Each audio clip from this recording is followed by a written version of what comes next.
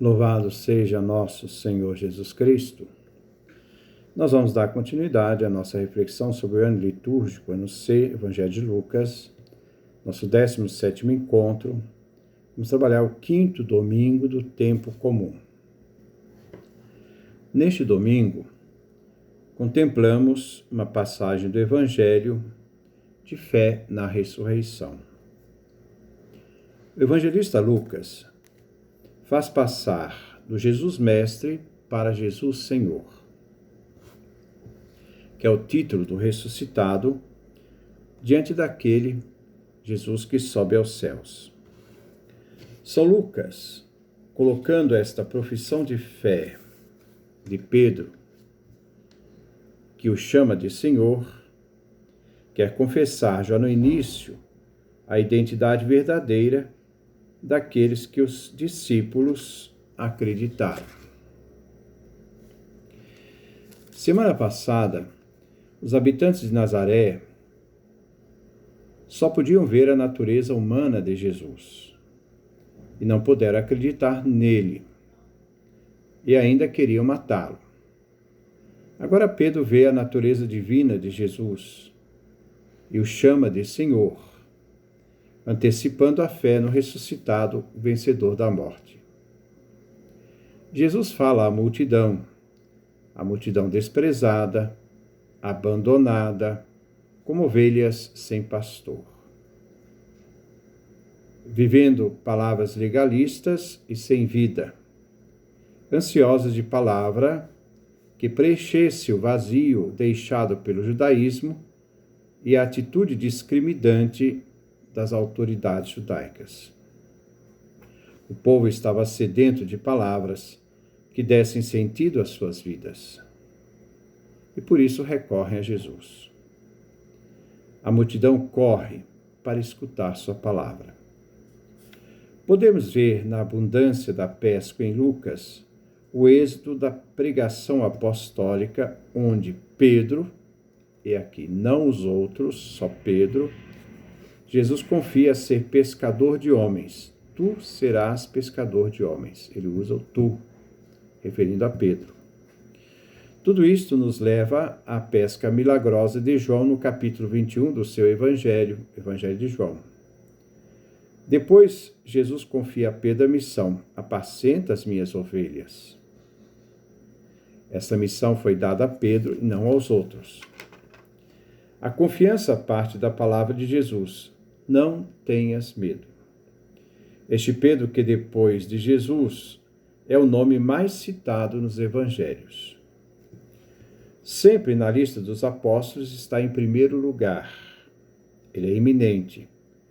Quando chamado por Cristo Jesus, estava sempre com ele em momentos importantes, como na transfiguração, Pedro, Tiago e João, quanto no Getsêmani, que após a instituição da Eucaristia, disse a Pedro: Simão, Simão, olha que Satanás pediu permissão para peneirar vocês como trigo. Olha o pronome vocês, no plural, os apóstolos, os discípulos.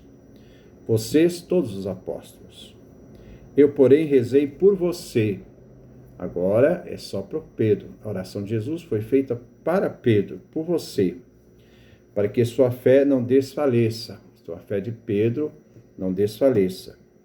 E quando você tiver voltado para mim, voltar significa converter, voltar o caminho, fortaleça os seus irmãos.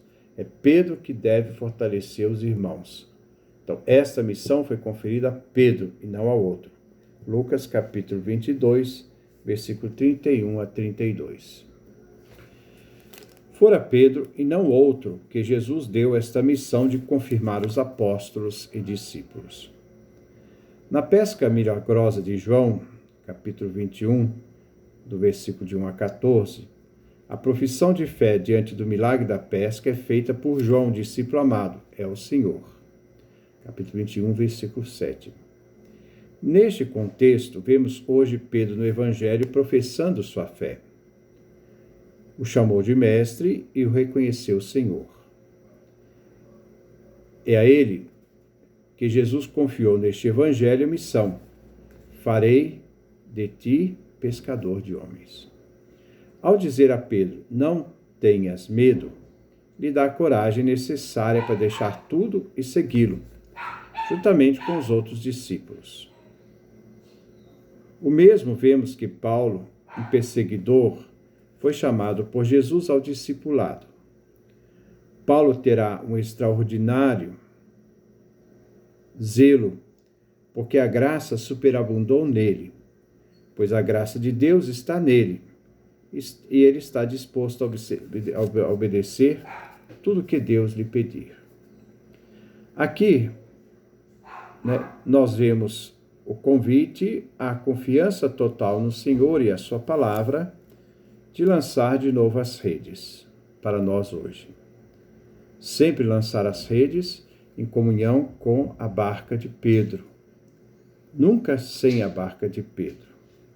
A manifestação concreta da presença divina que continua na barca de Pedro e que suscita um temor sagrado.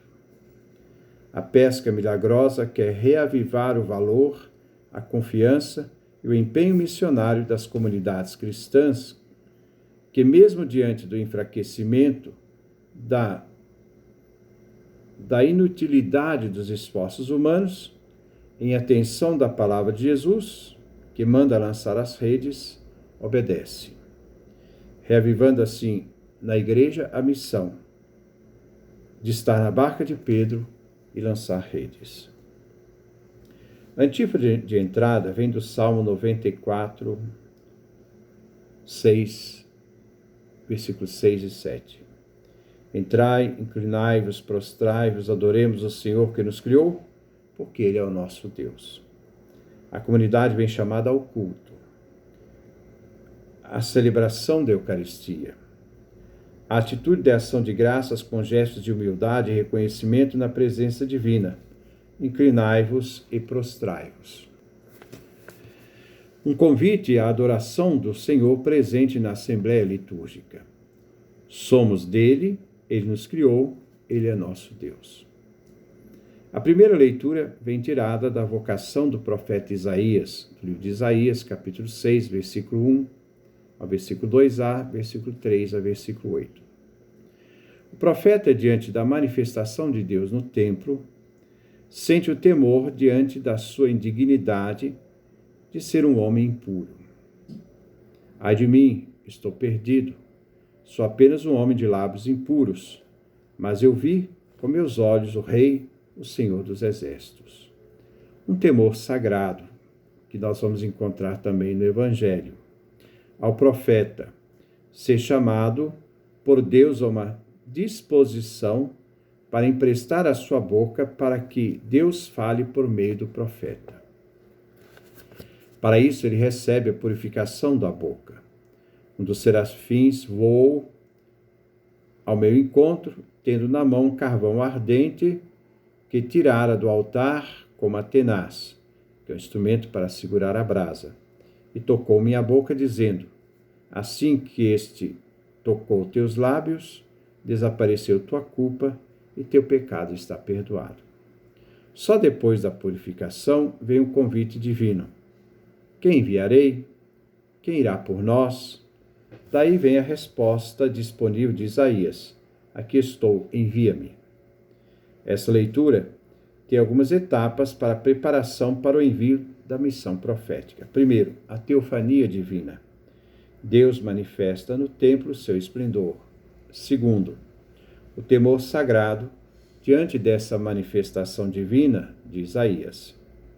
Terceiro, a confissão dos pecados, reconhecendo a miséria, lábios impuros. A boca é o órgão que Deus fala, através da mediação dos profetas. Quarto, a purificação dos lábios e o perdão. Quinto, o convite à missão. E sexto, a resposta afirmativa. A vocação, a atitude de disposição total de Deus para uma missão requer conversão, purificação. Vocação é graça divina, não é mérito nem vontade do ser humano. É um chamado divino que antecede a resposta humana. a vocação de Isaías, o homem da corte de Jerusalém, mas coloca diante da vocação de Pedro do Evangelho também a imagem de um pecador. Os dois se sentem pecadores. A disposição absoluta e radical ao chamado é uma entrega total à missão que Deus confia ao profeta. Já o salmo responsorial é o Salmo 137 e 138, é datado do tempo do pós-exílio da Babilônia e refere o agradecimento a Deus pela sua obra de salvação a favor do seu povo. Traz um sentido de reconhecimento dos povos por tudo que Deus realizou ao seu povo, assim como os lábios e corações purificados, que possamos nos unir no louvor ao Deus do céu e da terra. Deus atendeu à súplica do seu povo, respondeu em favor do seu povo. Na oração do salmista está a boca de todo o povo a cantar a libertação que Deus realizou. A segunda leitura é da primeira carta aos Coríntios, de São Paulo, capítulo 15, do versículo de 1 a 11. Paulo está falando da ressurreição. Devemos guardar a boa nova anunciada, unidos à fé dos apóstolos. Eles são as testemunhas da ressurreição. A nossa fé vem do testemunho dos apóstolos. Jesus nada deixou escrito, sua pregação foi oral. Os apóstolos são as testemunhas de tudo o que cremos, foram eles que nos deixaram escrito aquilo que cremos. É da pregação dos apóstolos que vem a nossa fé em Cristo Jesus. Eles são as garantias daquilo que cremos. Tudo aquilo que Jesus fez e ensinou. Eles são também a garantia da verdade da ressurreição de Jesus. Paulo inicia: o evangelho que vos anunciei, isto é, a boa nova. Este evangelho foi recebido pelos pagãos, destinatários da missão de Paulo. A comunidade de Corinto permanece unida a esta mensagem. E guardando essa mensagem anunciada, é que se é salvo. Mas, com uma condição, nos diz Paulo: se conservais este evangelho, a boa nova, na íntegra, é que seremos salvos.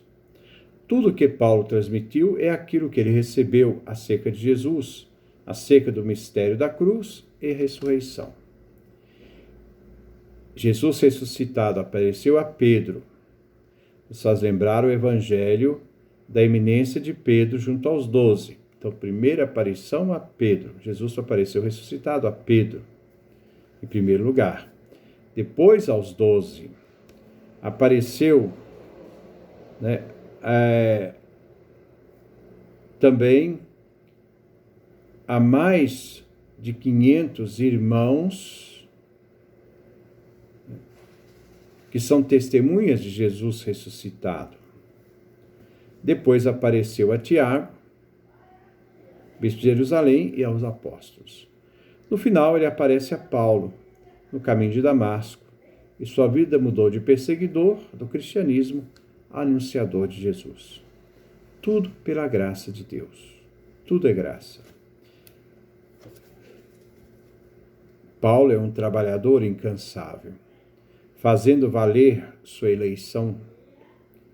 Cremos naquilo que os apóstolos deixaram sobre Jesus, sobre sua vida, sua morte, ressurreição, ascensão aos céus. A carta que nós ouvimos, ela tem uma fórmula longa, é a preferida na leitura litúrgica, e uma fórmula breve. Já o Evangelho vem de São Lucas, capítulo 5, versículo de 1 a 11. Ser fiel à palavra de Jesus e realizar o que ele diz. Mas em atenção à tua palavra, diz Pedro, vou lançar as redes. O Evangelho narra a vocação dos primeiros discípulos e como Jesus chegou junto deles, junto ao lago de Genezaré. Jesus que anuncia a palavra sentado. Ato de sentar Era a forma como os mestres ensinavam. E ensinava a multidão sentado, como mestre. Nós vamos ver que Jesus desafia então a Pedro para que lance as redes. Pedro vai impor um obstáculo para atender o pedido de Jesus. Mestre, isto é, Jesus, aquele que senta e ensina, nós trabalhamos a noite inteira e nada pescamos. Mas nem o obstáculo impede Pedro de atender Jesus, mas a intenção, a tua palavra, eu vou, ele, Pedro, primeira pessoa do singular, lançar as redes. Junto com Pedro, assim os outros fizeram, e houve então a pesca. Diante da pesca, Simão Pedro se aproxima de Jesus e cai aos pés. É um temor sagrado, dizendo: afasta-te de mim, porque sou pecador. Lembrando a Isaías da primeira leitura: ai de mim, estou perdido, sou apenas um homem de lábios impuros. Isaías capítulo 61, versículos 5. Aparecem outros 2 discípulos, Tiago e João, que também tiveram o santo temor. Jesus então diz: não tenhas medo. Olhe que essa expressão está na segunda pessoa do singular. Essa expressão se refere a Pedro, não aos outros. De hoje em diante, tu se refere só a Pedro, não aos outros. Serás pescador de homens, se referindo a Pedro somente. Mas, diante disso, junto com Pedro, Tiago e João, deixam tudo e seguem Jesus. O Evangelho, então, narra essa vocação de Pedro. Como no livro de Isaías, narra a vocação de Isaías. Como na segunda leitura da Carta aos Coríntios, narra a vocação de Paulo. A antífona de comunhão encontramos no Salmo 106, do versículo 8 a 9. Ao aproximar da comunhão, os que comungam cantam: demos graças, isto é, o verbo eucaristel, dar graças, no Senhor por sua bondade, por suas maravilhas em favor dos homens. Presente ele mesmo na Eucaristia, vivo, pois ele deu de beber aos que tinham sede, alimentou os que tinham fome. Demos graças a Deus.